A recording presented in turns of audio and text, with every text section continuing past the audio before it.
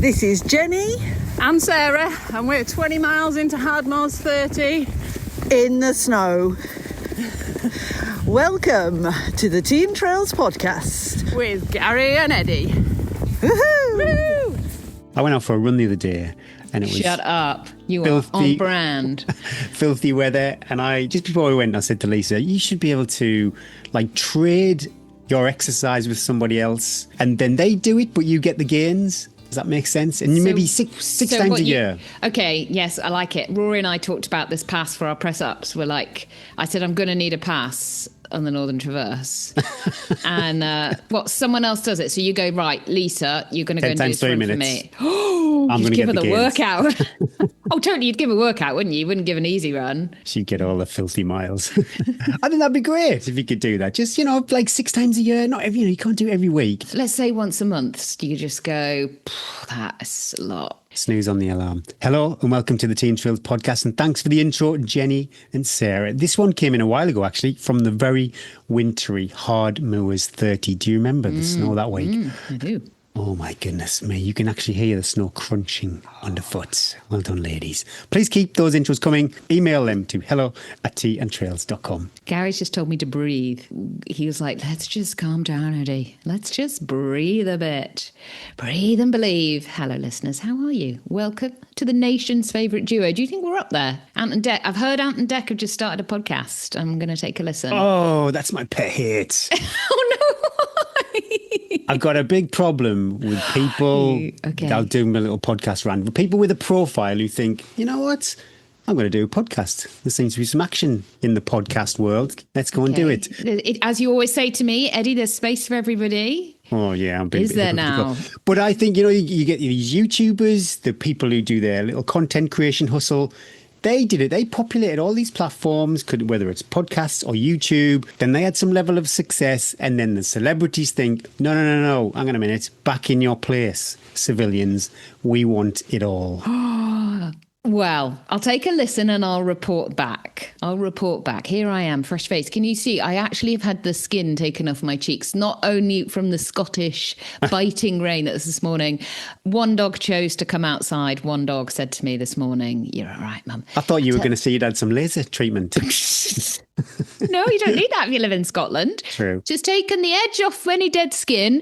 I opened the back door and I said, "Who's coming?" And one said, "I'm up for it." And the other one said, just open bony old cupboard and I'll have one of those and I'll go back to bed. So I took one dog for the run and my God, it was cold. And I've also been to the dental hygienist. I reckon this isn't something that you do regularly, Gary, but... Why would you say that? You know me and my You said I've got teeth. rank teeth.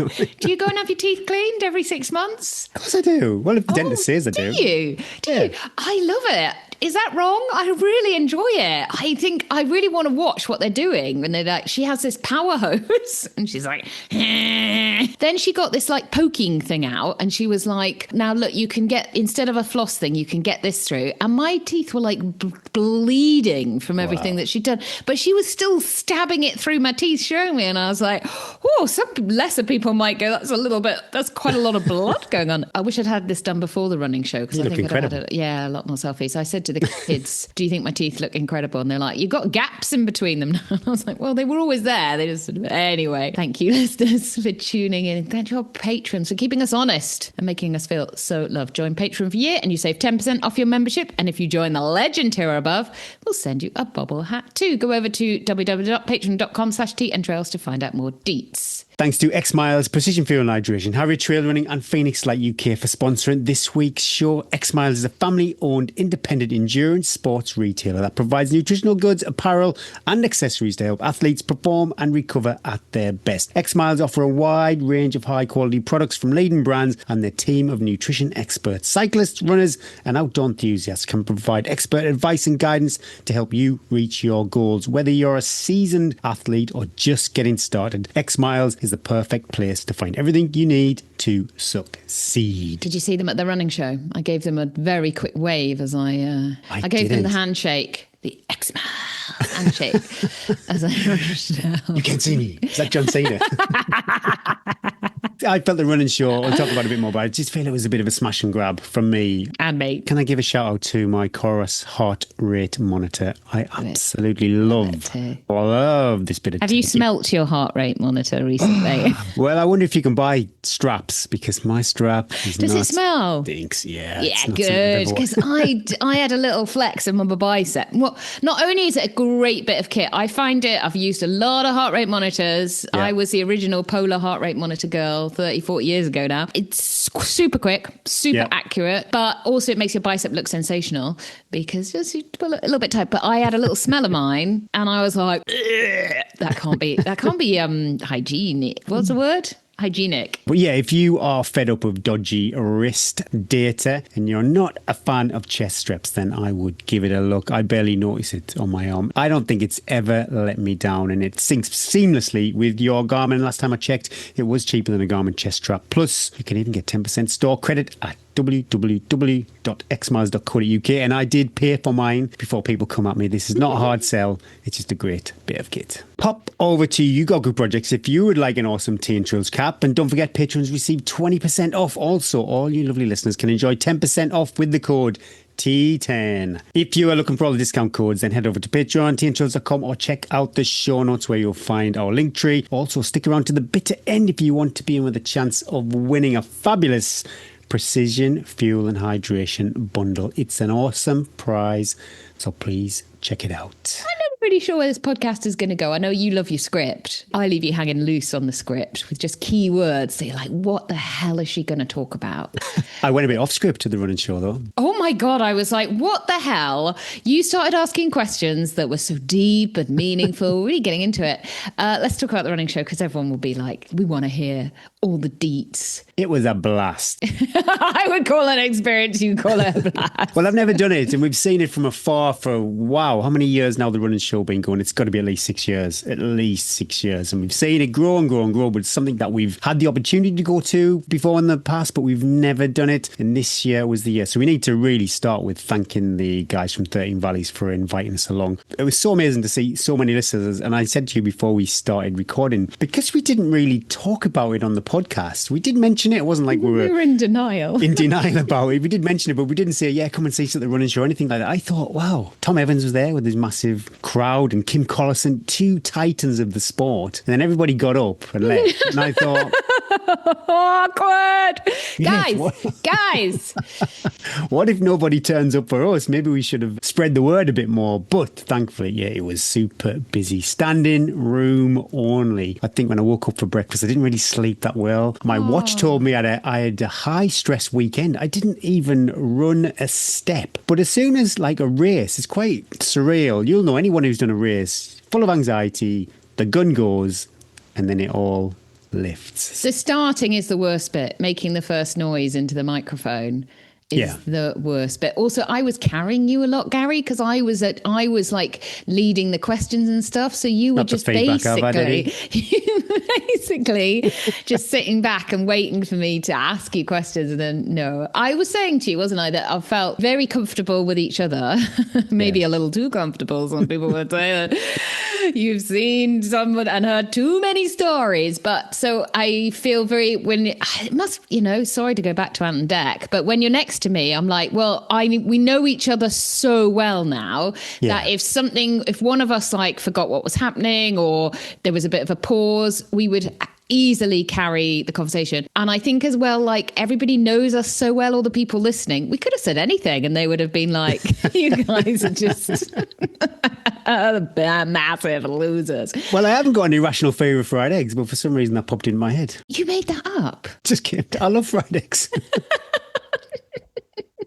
But what I saw of the running show was this, and I would love to go back again and soak it all up, do some retail therapy. I had an epic journey, you had an epic journey, and I was racing on Sunday too, so we pretty much buggered off after our chat. I wanted to meet everybody. I wanted to say hi. I love that part. Yeah. And I was watching the clock going, my train was at 4 minutes or something past 2, and I was like, it was getting to like 1:45, and I was thinking, oh my God, I'm going to get such a sweat. And then I felt bad, you feel really bad. And then I was like hoofing it through, trying to get out and looking at all the things and all the places and all the people that have like supported the podcast or been on the podcast. I'd have liked today to just go around and chat. And so I was like, oh, I should have booked a later train, but I didn't get home until 10 o'clock and I left it's such a long way. Yeah. But it's awesome. If somebody hasn't been or they're not too sure what the running show is, you had people like Carl Lewis there. So if you're into like these like titans, these legends, obviously like you said about Kim and Tom Evans on the ultra stage, then we were there. You can do the retail therapy till your heart is content. I think they've even got some like running skills workshops too. There's so much going on over the 2 days. And it was really nice to meet the Bad Boy Running podcast crew we've had Richard on the show, many. He was like, remember me? And That's right, well, there's a little moustache. It was really nice to meet them in person and see them do that stage. See them, that is a big shift, lads. Slick. That is a big shift. Slick. So thank you to them for letting us take over the mics for a little bit as well. But all in all, it was another experience that, as this podcast just keeps giving us these little, and we're going to talk about it at the end, doing stuff that scares you, things that we're like, dreaded it. And then I was cleaning out my fridge yesterday because it was something I'd been putting off all week. Because when you've got something big in the diary as well, like you can't do anything else because you're like, I couldn't even think about Hardmoors on Sunday. No, but then maybe that's a good thing, even though it looks like we didn't prepare.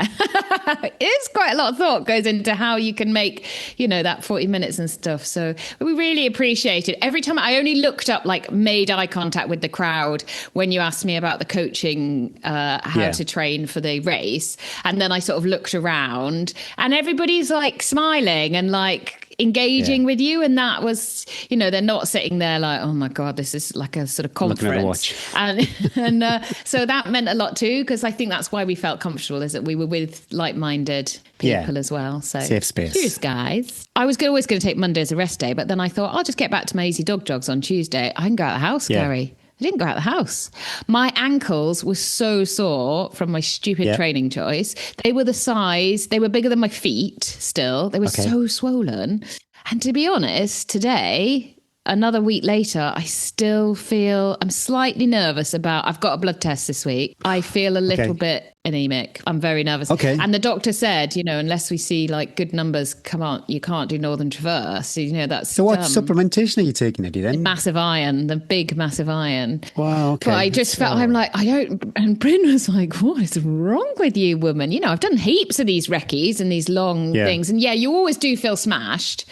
But I felt proper, like I was unable to function for a few days, and I still don't feel, I'm not feeling it. So were your workouts? I was super impressed. Like, I was watching Dale and Oldale on so I was like, got the bit, because I hadn't done anything apart from jog Wednesday and Thursday, and then I'm not running easy on that treadmill. So we got to the hotel and I was like, and that was why I booked that hotel, because I wanted to be able to train. Went into the gym, no treadmills free. I get a text. I get a text straight away.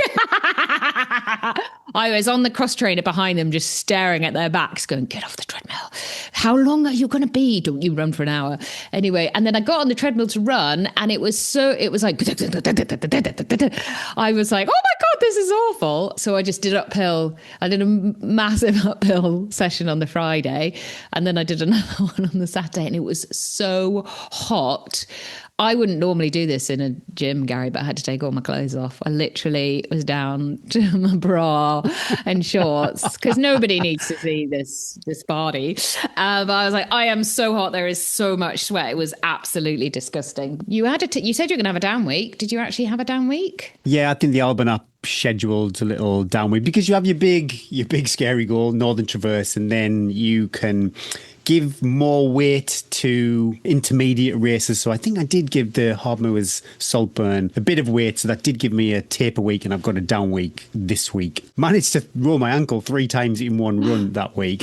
Shut up. That's not ankles. Oh my goodness. The first time I rolled it, I heard it. It was like this stretching, tearing noise. Oh my God, and go. I'm not joking. If I'd have done it a metre to the right, I don't need to give you the deets of Castlane Inn, but some of the paths are pretty precarious. I might not be sitting here already. I might be on the bottom of a ravine. It was that close. And I sat there for about 5 minutes feeling really sorry for myself. I just run along and my shoes didn't feel overly tight. Just as I put that thought on my mind, my ankle straight over on it, sat down, took about 5 minutes. Then I kind of walked and jogged it off. And immediately I asked you if this was a thing, and it is a thing. Once you've rolled it once, everything's stretched. You're going to roll it again straight away. And that's exactly what I did. Rolled it straight. It wasn't as bad the second time. You didn't even message me through all this. I'd have been straight on the WhatsApp to you. Gary! And then I rolled my other ankle. So both ankles were a bit sore. The right ankle, which I did twice, that is still bruised now. So I was a little bit worried about it going into Hardmoors. I don't think I sandbagged too much about. I think actually when you mentioned it at the running show, people shouted sandbagger. Groan. And my knee was a bit grumpy, and it still is a bit grumpy actually after I had a little slip when I did the Northern Traverse Recce on that coastal path. So as far as the workout's concerned, I did easy miles all of the week, 2 of those easy runs. There was some strides at the finish, and then I did 3 times 5 minutes incline on the treadmill. I was a bit sad because I was like, come to the gym with me, and I had images of us like running side by side on the treadmill, and you were what like, a sight. Nope, I'm going to my room. Not even for a second. Not even like, there wasn't even a like, oh, I could. Yeah, Ed, I'll come keep you company. Or you could even just stood by the treadmill and like mopped me down or something. You were like, nope, I'm going to lie on my bed. Chuck gels. I would have loved that. I deliberately didn't bring any running kit whatsoever. So I did nothing Friday, Saturday, and I think that was good. I think a double rest day is not to be underestimated. Take 1 rest day if you're a bit tired. Take 2 if you can be brave. They make such a difference. And before a big race, I always do a double rest day, and I do the same for athletes as well. So I did have the 2 rest days. They were stressful, but no impact on the body. I think you were amazing because I got home, by the time I got home, and it was hilarious. I was at Edinburgh station changing trains, and the vibe couldn't have been more, everybody else's vibe to my vibe. I hadn't had time to get a cup of tea before I'd got on the train, and it was rammed from Birmingham to Edinburgh. And I was just like in this, and I was going to work, but I was fried, Gary. So I put on, what did I watch? Some terrible Netflix film, which at one point they did start getting a bit raunchy, and I was like, stay with it, Eddie. Think about Gary in the gym. I was like, don't be embarrassed. It's just human nature. And I got to Edinburgh, and everybody was hammered. They'd been at parties. They were like, boozing on the train. Boozing on the train is a real deal. Anyway, by the time I got home, I was done. I didn't even unpack my bag, Gary, and that is, I'm straight in the door, unpack the bag, and I was like, shocking. How I cannot imagine anything worse than tomorrow having to go and do a race. And I messaged you, and you were like, yep, had my food bag packed. I was like, this guy is an animal. And then all Sunday morning, as I was doing kids' epic sports schedules, I kept refreshing, going, I wonder what time the marathon finished.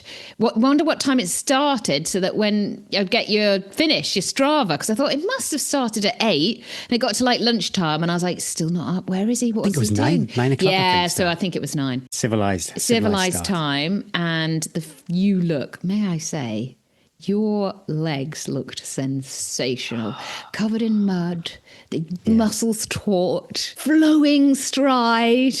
Is that how it felt? It's when you get to the neck. I didn't look up. I just looked at it. I had a picture. Somebody took a picture of myself next to Reese, and Reese is, goodness me, 25. The way I feel about myself, and even when I look at myself just one-on-one in the mirror, I think, well, not too bad, I'm doing well for 52. You stand next to somebody who's not even 30. The facial collapse is a real deal. Oh. It's brutal, Eddie. It's absolutely. No, I will not have that. I thought you looked incredible. Incredible. Did you feel incredible? Talk me through it. I felt really pumped. I thought basically almost doesn't count, so I needed to go for that PB. You made this decision before, or you got on the start line and you were like, I'm not here to fuck about. I'm going for it. Basically. I love it. I was scanning the competition. Did you love it? I love being back. It's been a long time. I know I did the relay a few years ago. Am I right? This was your first ever trail race? Hardmoors ultimately was my first. But yeah, Hardmoors was where trail running started for me. Oh my goodness me, the absolute filthiest coastal trails. All of it. It was basically, I'm putting a bit of sprinkle on this. It was like a 28 mile cross country. What was your trainer choice? It was the North Face Vective Pro 2s. Okay. So they have, or they had when I bought them, like 4mm lugs. So decent grip. Got the carbon plate for the runnable sections. Maybe like 30mm of foam, so not huge foam. But when you're going through bogs and puddles and mud, it doesn't matter. But you know you've made it, Eddie, when you get asked for a selfie in a Portaloo queue. Was that your highlight? The pinnacle. The pinnacle of podcasting. It was brilliant though. You know, so many people there with their bobble hats, their snoods, the caps. Just a real good, lovely, warm vibe. Should I have a little flex? Do it. Just 30 minutes. Gonna watch it live. Just Course PB, first V50. And I didn't know at the time when I wrote the little bit of script, but I finished 4th overall. 4th overall. I had some work to do though to get that V50. This is not just unique to me, because Steve and John asked me at the end, did you ask people how old they were when you were going past them? And that's exactly what I did. Everybody who I thought was like a V50, I asked them how old they were. And then there was one guy who was exactly the same age as me, and I couldn't shake him off. My goodness me. His name was Olivier, and he had incredible hair. I think he was from Manchester. With incredible hair. We yo-yoed for miles and miles and miles. And I didn't expect to have that kind of battle with anybody, because I have been the sad case I am. I've looked back as far as 2014, at least last year. That time I ran on Sunday would have won the race outright. So, you know, I thought this was just something I did. And I had a chat with Shelley Gordon at the start. She had a little pop-up Let's Run shop, and she'd been looking at her 2014 results too, because she ran it in like 4.5 hours. So yeah, it's not just me, but maybe about 19 miles, I managed to get a bit of a gap, and I was running scared after that. You know, you just have to keep the gas on. And that helped me and a guy, Stephen Kirk, who we've mentioned on the podcast before. He's come up on our Strava club, and anybody from the north, whether you're a Punk Panther or a Hardmoors Ultra Trails, you will know who Stephen Kirk is. He runs with a sweep in his backpack, and he is smoking fast. We worked well together, I think. We caught up a guy called Wayne Neeson, and this is like a Strava club reunion, basically, because I don't know if you remember, a few months ago, we gave Wayne a shout out. He came up in the Strava club, and he ran 9.3 miles pretty much every day. I'm not too sure if you remember that, but I think myself and Stephen catching Wayne, that gave him a bit of energy, caught a bit of a spark from us. So all three of us, we were grinding away. We were working well together, you know, each of us taking turns on the front. I don't think we were... That sounded really... all of us grinding away, each of us taking turns. No, just a lovely picture. Just keep on talking. I don't think we were like a peloton, you know, someone goes to the front, they This is lead how you us. like to see yourself. Yes. You 3 middle-aged men. Trotting away. I don't think that was a conscious thing. Maybe we were all trying to drop each other instead of just working, taking our turns at the work. Either way, that helped us. It helped me, I suppose, just increase that gap over Olivier. I just thought if I was left on my own, I would have probably settled for a bit of a cruisier pace towards the end of the race. And then, yeah, that gap, he would have closed that gap. And then when you see somebody, like I say, it lights a spark in you and you get a bit of energy. We have a real nasty climb as you come out of the gardens in Saltburn, and I tend to visualise things that I'm familiar with and I know I can do. We've got a local hill in Castle Eden Dean, which turns out it's a little bit shorter than the hill coming out of Saltburn's garden. So I had to keep this I had to extend this visualisation. Keep working it. And I know if I'm running with purpose, I don't walk these hills. So that was my mindset. I was, you know, I feel like a champ. Never once did I feel I had a dip in energy. I was bashing precision fuel hydration, floor gel. What do you think you got an hour? Got to be 100 grams at least. The only problem is with the floor gel, I get my portions wrong and I tend to take too much. So I left myself a little bit short. But thankfully, at the last checkpoint, there was a little Tupperware full of Freddos to save the day. Up. Yeah, it was fate. So I took those just in case I needed them towards the end, because I just didn't want to. I was worried because I wanted to increase the effort, but I didn't want to burn too many matches in case Wayne, Stephen, and Olivier caught me up. You'll know with a hill, if you're running the hill, I didn't want to turn around because then Stephen... Can't. Also, you're like, if I turn around, I'm going to lose. Well, they would have known I was running scared, but my mindset was if I run... It was a shuffle. It wasn't a run. That's a stretch. But I'll crest the hill before they do. I'll start running. They're still walking. So when they get to the top of the hill, I might be 25, 50 metres ahead. Arguably, half a mile left in this race. I know Stephen Kirk's got some legs. I don't really know so much about Wayne, but I'll back myself. And I just thought, if they catch me, fair enough. But they're gonna have. Do you think those treadmills have paid off? Oh yeah, goodness sake. Yeah.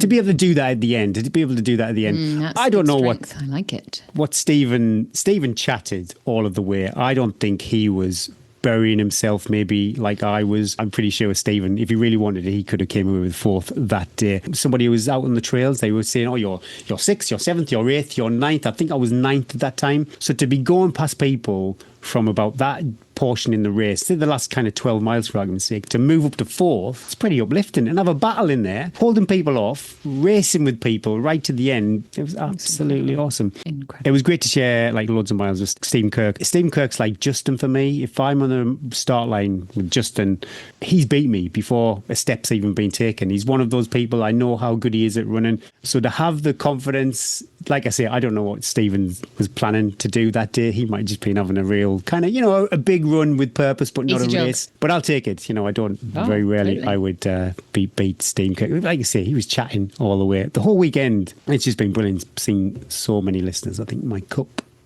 is full, Eddie. When I think back to, it would have been the last cross-country fixture that I did with Sedgefield, I felt I rolled over at that race. I don't know, maybe I was carrying a bit of an illness, but yeah, I wasn't up for the fight. To be passing people to the end, to be prepared to race. I can't compare the Saltburn Trail Marathon to the Northern Traverse, but it's given you a timely boost. you a nice, good boost. Big shout out to John and Shirley. Shirley wasn't there. Shirley is away on holiday visiting family. But yeah, John, Shirley and the team for putting on a superb race. Nice cuddle with John at the end. I did. Lots of body contact with John. Yeah, because he's sensational. Is he 4 times bigger than you?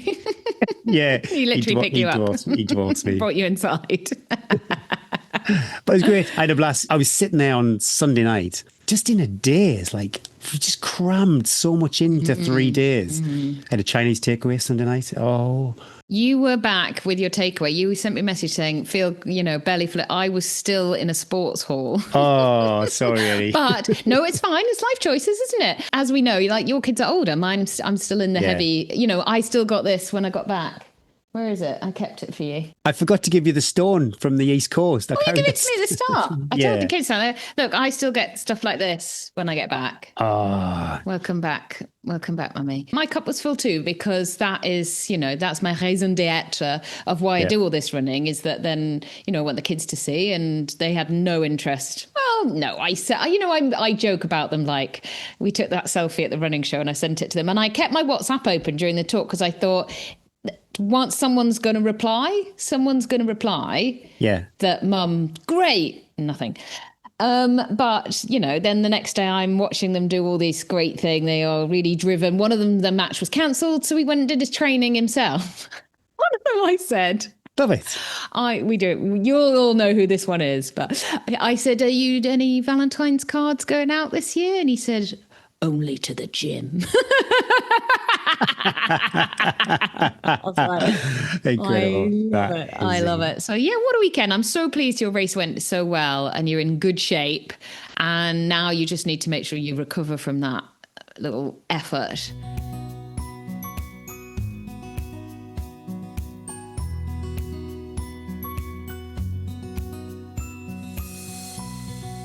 Thanks, Phoenix Light, for sponsoring Brew with the Coaches. The best design comes from the actual needs of users. Phoenix takes providing mobile lighting products with excellent performance as the goal, and born for harsh environments as its mission. Never forget why you started, and your mission can be accomplished. Head over to www.phoenixlight.co.uk to find out more.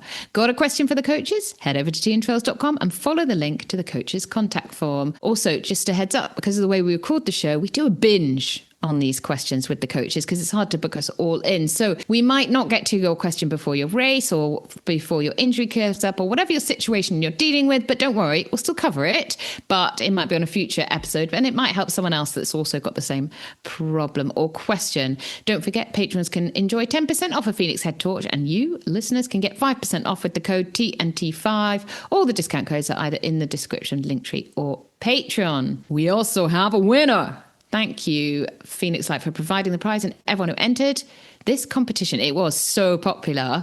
Over 700 comments. Do you want to read the winner? As the V50 champion, we've brought him in specially for this. Drum roll. The winner of the HM55R head torch from Phoenix Light UK is Annette Slater 1234 over on Instagram. I couldn't send you a DM, Annette, but I did comment, because Annette had obviously commented on the post, so I'd replied to Annette's comments. So basically, Annette, get in touch. Why could you not send a DM? Can you set that? Can you turn those off on Instagram? I don't know. I just couldn't see her send a message. She's blocked you. I've been running in Hoka Challenges wide fit for years, although only recently on longer distances and more technical terrain. At 49, my legs and feet definitely appreciate the cushioning. However, this summer, the outsoles on my old pair kept filling with stones on the West Highland Way, so I had to retire them. In my replacement pair, also Challenges 7s, I've noticed a lack of grip on the dry trails in the Pentlands. My first pair had done around 1,000 to 1,500 kilometres and the uppers were still in great condition. Here are my questions. 3 questions. Wow. Because the outsoles on my last pair broke down, I'm thinking of vibrant outsoles might be the way to go. What would be the closest alternative to the Challenger for someone who needs a wide fit? I've looked at the Mafeter, but the thin tongue and mixed reviews put me off. How many miles or kilometres should we realistically expect from a trail shoe? Jasmine Paris doing 3 Barclays, it's Barclay Marathons, isn't it? It's not Barclays, that's the bank. Jasmine Paris doing 3 Barclay Marathons in the same pair makes me think the numbers should be high. I'm doing my first trail race in October, 53k. Should I stick with my current challenges, which will have about 750k on them by then, or risk switching to a different model? I use Cliftons on the treadmill, but as you can see, I'm not exactly a varied shoe wearer. Oh my goodness me, so many details to go through here. I'd like to say just be pretty chilled out, but I know come race week, I'll be on sportshoes.com buying every shoe possible. You've got a whole room that we don't see. To the right of you is a whole room of trainers. Hi, Emily. It's great that you found a trainer that you like, and I love the way that now you're going deep into actually what you want from a trainer. Wouldn't it be great if we could walk into a trainer shop and say, I like this upper, I like this sole, I need it wide, can you make me one? I think that's what the Salomon Pro athletes basically get in Annecy when they go on their camp. Hoka Challengers are super comfy, but the grip really is a very dry, I would say gravel track grip. I would say on a dry West Highland Way they would be fine, but they probably don't do up tight enough and you are getting them filled with stones. And yes, the outsole do break down pretty quickly in Hoka shoes. I hear that a lot. Sometimes they replace them if you contact them. Sometimes you don't. I've heard from lots of my athletes who love the Cliftons. They're a super soft offer from Hoka. And then they've put a Vibram sole on them. There are various cobblers that you can send your trainers to who then put a Vibram sole on them with grip. So you get the comfort of the Clifton and the grip. I don't know how that would affect the weight of the shoe, but if you're not worried about that, that will give you your ideal trail shoe, basically. But the upper of both the Clifton and the Challenger, I would say, are not, once they get wet, they aren't very long lasting. There's probably a better word to use than that. You ask about how many kilometers you should reasonably expect from a trail shoe. I think it really depends what you do with that shoe. Jasmine might have only run in those particular shoes for the Barclays and trained in other shoes. I would say that if you're training in like the Pentlands, in boggy areas, you're actually going to run through your shoes quite quickly because of the wet. It's the wet and the mud that kills off trainers, I think, actually more than the actual footsteps that you wear in them and then how you look after them. But let's face it as well, Emily, we come home from a run and we're going to use up every minute we can to run. I personally am not going to get home and then look after my trainers and wash them and dry them. I'm going to throw them underneath the radiator and leave them till my next run and get on with my day because I want to run an extra few miles. So the Hoka ones have not got a good history of surviving very well. I would be hesitant to say how many kilometers. I don't think you can say that. It depends your weight. It depends what you do with them. It depends on the terrain. I just run in my trainers until they fall apart, basically, till my foot is coming out the end, out the side, or the grip. I'm slipping on absolutely everything. So you could have a look at the Clifton, seeing about putting a trail sole on them. The other, you asked for an example of a very similar shoe. So I do have one. And for all of you Hoka fans that are looking for something with a better better grip. The Topo Athletic Vista is very similar to a Hoka shoe, but it's got a much wider toe box. It's got a much better grip. And so far, I've been running in mine all winter, and I think the uppers are much more durable as well. It feels like I can feel the ground much better.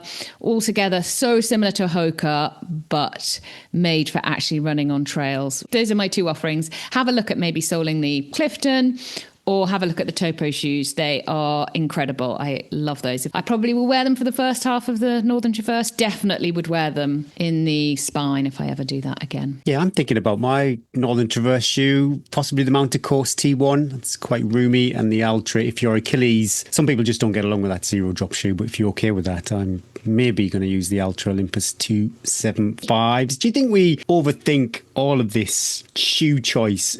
I've mentioned a few times on the podcast, if you went back, say, 6-7 years ago, the shoes I'd be wearing on a, say, Lakeland 100. Salomon Speedcross, and your feet would be in such pain and everyone would be wobbling. The midsole might be, say, 19 mil tops. And I'd love that feel on the ground. But nowadays, I think it was the Adidas Ultra Pro, whatever it was. Yeah, I think that's about 40 mil. It's bizarre how things have changed. Like, I don't know if it's marketing or whatever it is. But yeah, completely different what I put on my feet these days. Russell, what's your thoughts? The foam is lighter now, Gary. So that's the main thing that's changed since 2016. They found this Pebax foam. So you can get so much more stack without having to pay for it, with grams. When Hoka first came out, they were a really heavy shoe, so it didn't make much sense to me. But now the technology has actually caught up with the idea, so you can wear these really, really cushioned shoes, and they weigh practically the same as our regular shoes from way back when. The only other thing I would say to add to Eddie was complete answer, was just that if you're rotating your shoes, just make sure, I would say, have a treadmill shoe and then have an outdoor shoe. If you want to put the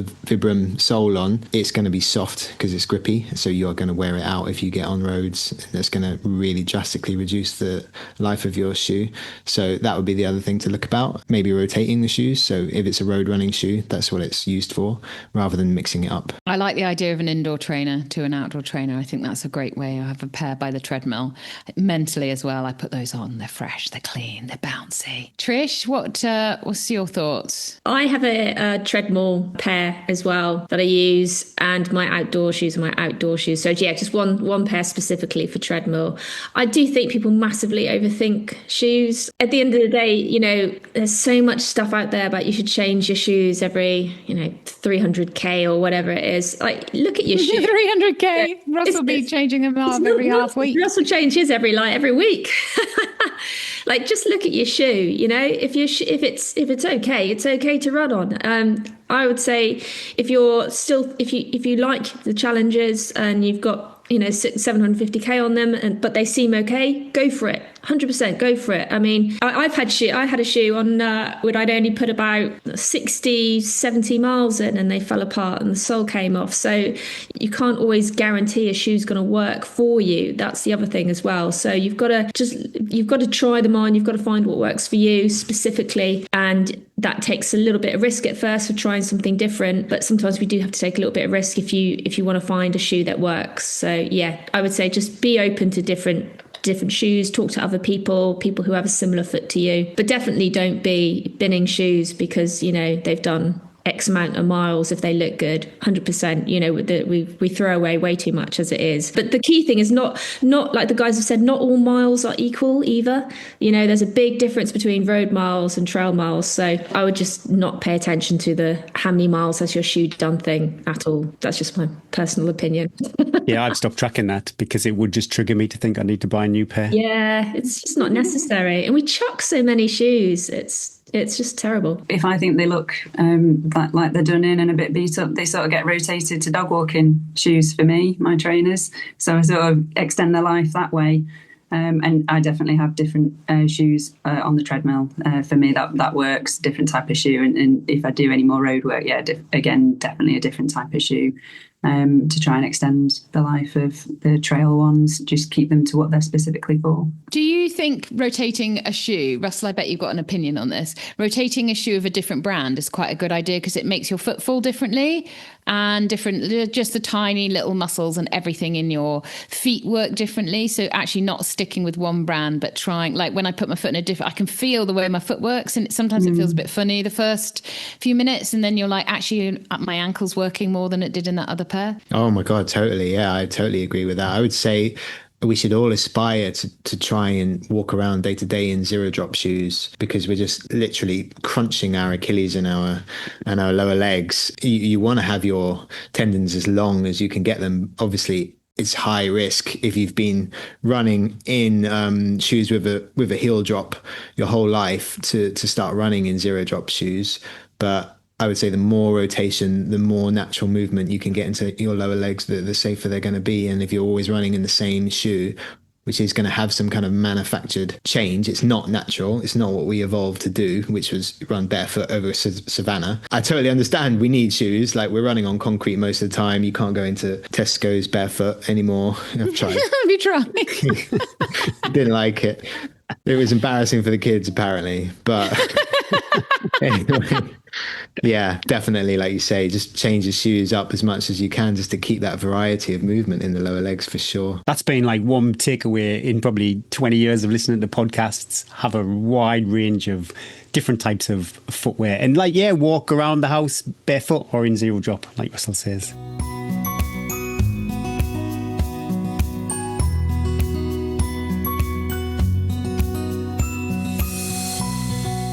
Thanks, Harrier Trail Running, for sponsoring our Strava Club and Tales from the Trails. Harrier is the UK's fastest growing brand for trail runners, providing specialist kit designed for superior fit, comfort and function with the best customer sports. Check them out for race vests, waterproofs, poles and other trail essentials. I field tested the Field tested. Yeah, on Hardmoors on Sunday.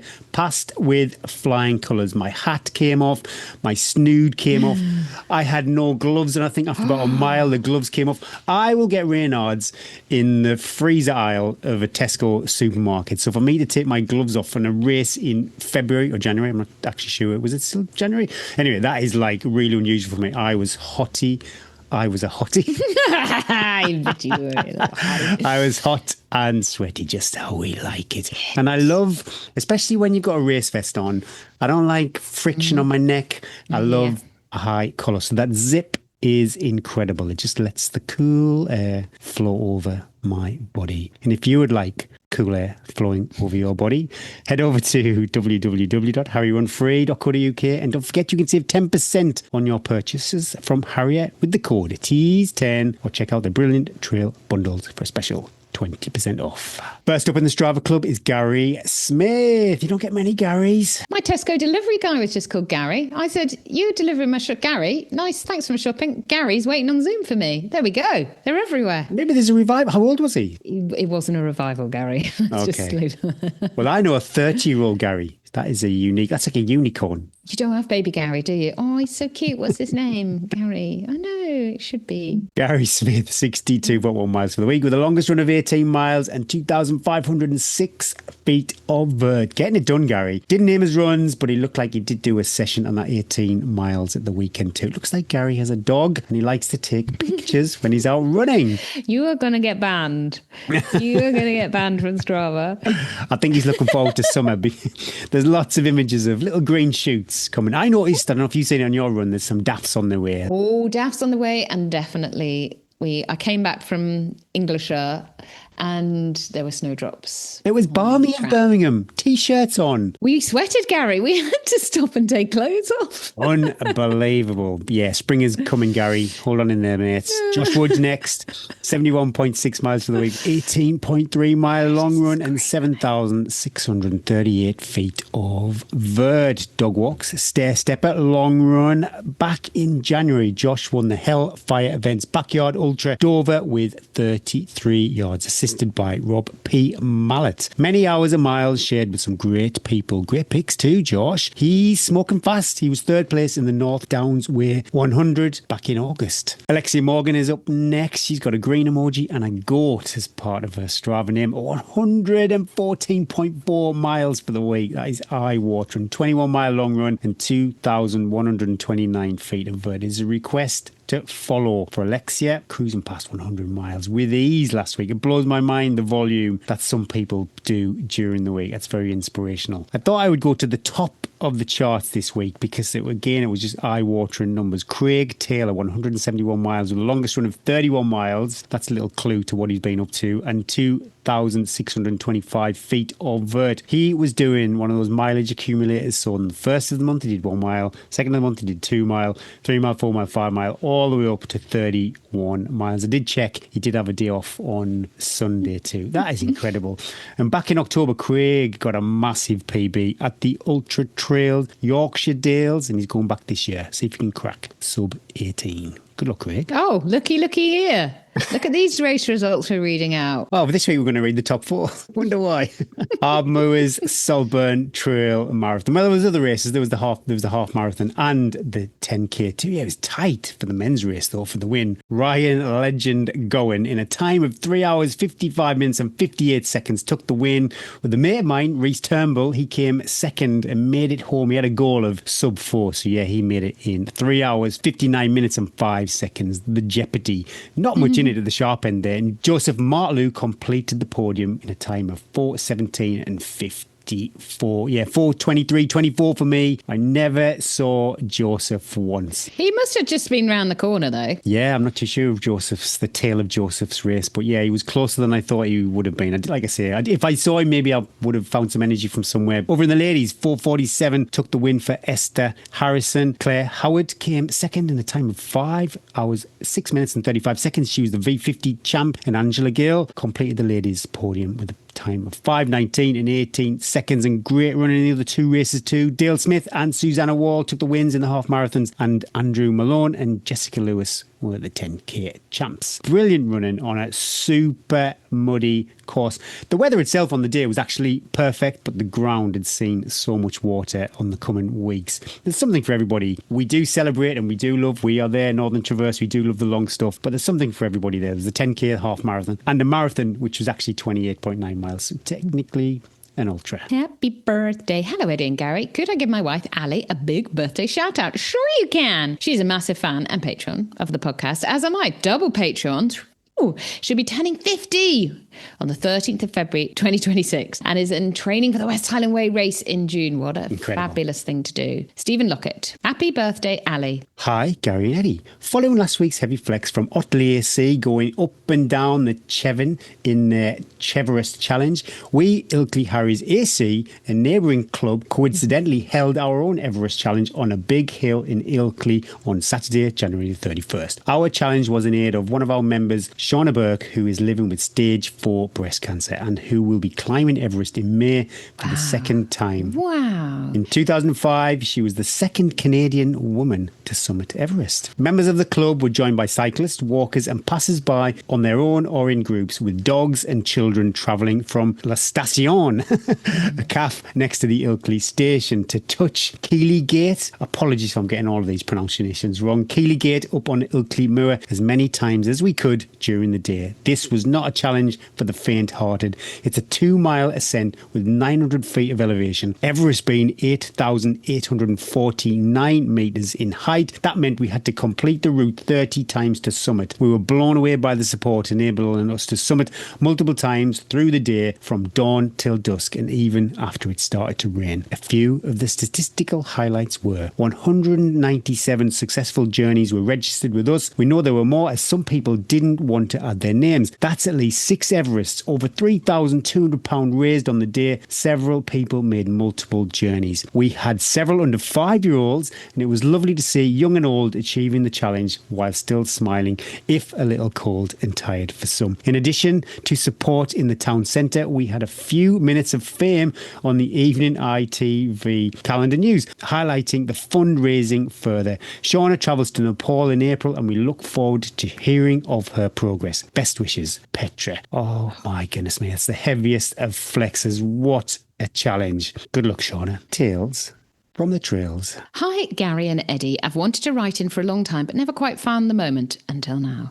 I'm afraid this isn't much of a tale from the trail, but it feels a bit too long to write in a review. I found tea and trails in early 2023 when I decided to take trail running more seriously, not long before my dad had been diagnosed with glioblastoma and given 12 to 18 months to live. I wasn't doing very well mentally, and running became my escape. It was something I could do early in the morning before the day and caring really began. It was where I found the most peace and headspace when things got tough. After listening to a few episodes back to back, I was completely hooked.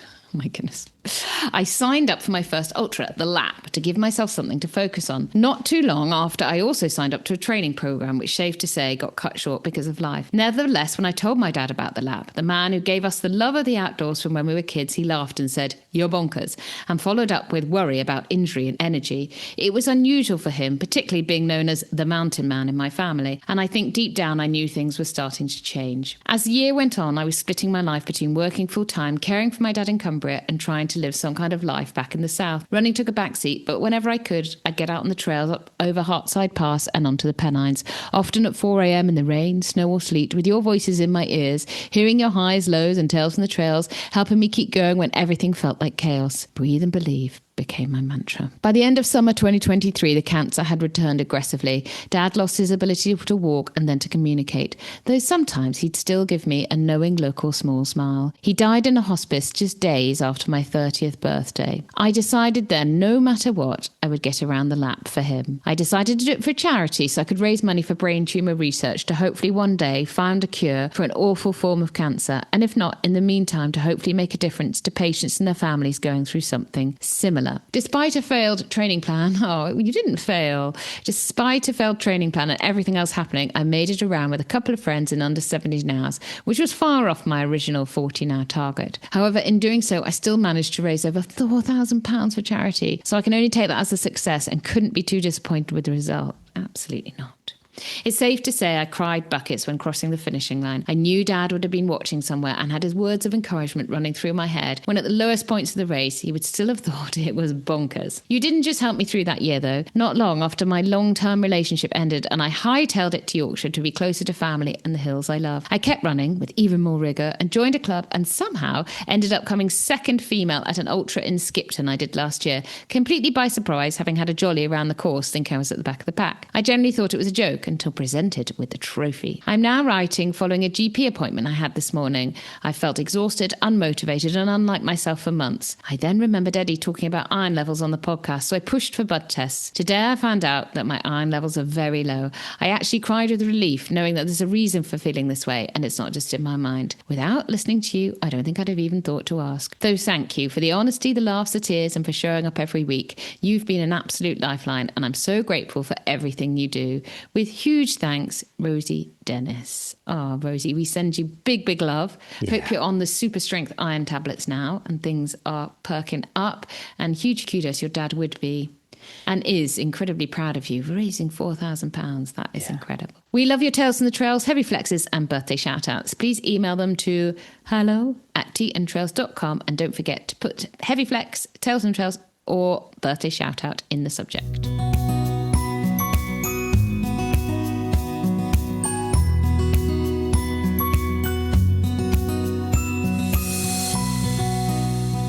Thanks, Precision Fuel and Hydration, for bringing us home. Their website and newsletters are such a good source of knowledge, articles to read and YouTube content to binge on too. On YouTube, you can learn how to fuel your ultra marathon. Oh, what a pro. Pop over to YouTube, listeners.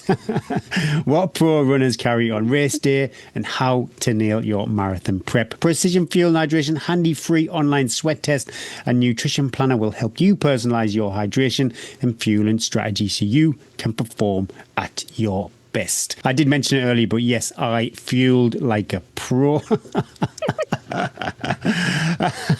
So I changed my watch setting because I wanted to take some carbs every 20 minutes because I knew I was just going to be burning those matches. So flow gel every 20 minutes. I had 2 soft flasks with the Precision Fuel and Hydration carb drink mix too. I had 1 normal gel and then I rolled the dice on 2 caffeine gels too. Yeah, that is real, because I'm so You worried. must have been absolutely off your tits at the minute.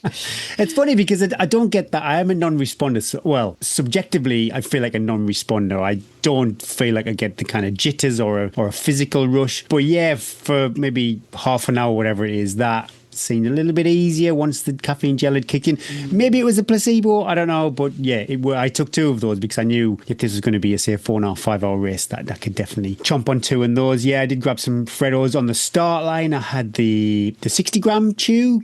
And I went for some old school Kendall mint cake, just the bars that you get. I think, and there may be something to back this up, I feel that mint early on in a race, maybe specifically during the winter, that almost like opens up my nasal passages and it helps me breathe. It could be.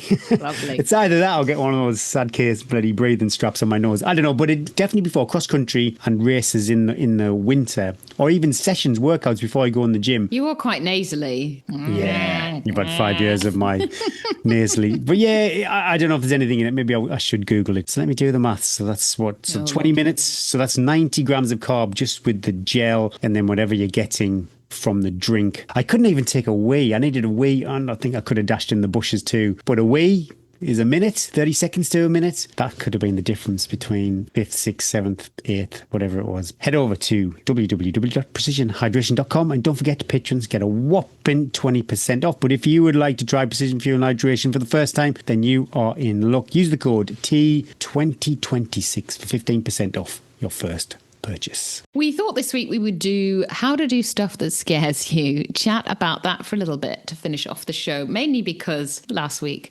you ran a marathon and we went to the running show within 48 hours. 2 things which I'm sure if someone had given you an opt-out card at some point, you'd have gone, yeah, that get out of jail free card, you'd have gone, actually, why am I doing this? And and with spine entries opening, this will go out when spine entries have opened as well. But yeah, the big things that you have to press a button, click a link. You have to pay some money. You have to agree to do, you get an email. You have to agree to do something. You have to enter a race that you think, I have no right being there. I have no right being asked to do this. How will I know if I'm ready to do, a marathon, a half marathon? How will I can't even run a mile yet. How am I going to enter the 10K? What gives me the right to press, yes, I'm going to do this? How can we gaslight, as I say, I do ourselves into thinking, which is what we do. I'm well into Love Island. I'm watching it now. I'm well in with all the youngsters. You'll get this with your clients though, won't you? You'll get people who have big scary goals and maybe they've done a 10K for argument's sake, but their aspirations is a 50 miler or a 50K. Well, my WhatsApps are crazy this week with people that perhaps have done a shorter version of the spine or have done the Northern Traverse or have done a 100 miler and have gone, when do I feel ready to do the spine? When do I feel ready? And I tell you what, if you wait till you feel ready to do something,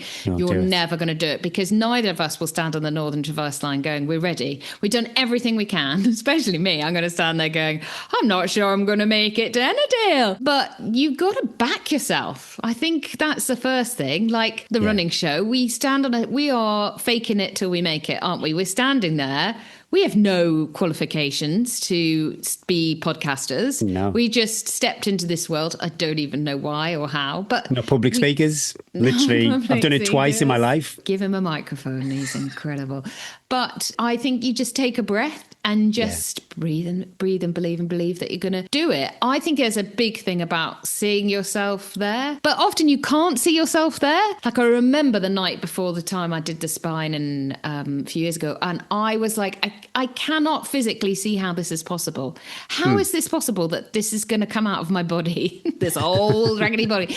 But just see yourself. You don't have to be like, see yourself. Like I know there's a lot of like, see yourself at the finish, but just see yourself. Can I see myself doing this? I just need to see myself doing it. I might not see myself at the finish yet, but I can see myself in the process of doing it. And I think that's a big thing. And the biggest thing, I think, and this is something we don't perhaps talk about it a lot. Everyone knows that my why is that the kids really want the kids and other women to feel seen, that life doesn't have to be perfect. Training doesn't have to be it's never going to be perfect, but we can just all we have to do is just keep showing up. And that is a big thing. And I want the kids to see their old mum with the gaps in her teeth doing that. And I think having a big why for doing these scary goals, like why did we go to the running show? I think a lot of it was because we felt like it was something that we're not particularly, even though we talk on this podcast, we're not confident people. Like, we won't put ourselves out there. Yeah. We don't. You worry. Well, we both worry endlessly about what we're saying, and we get anxious about, I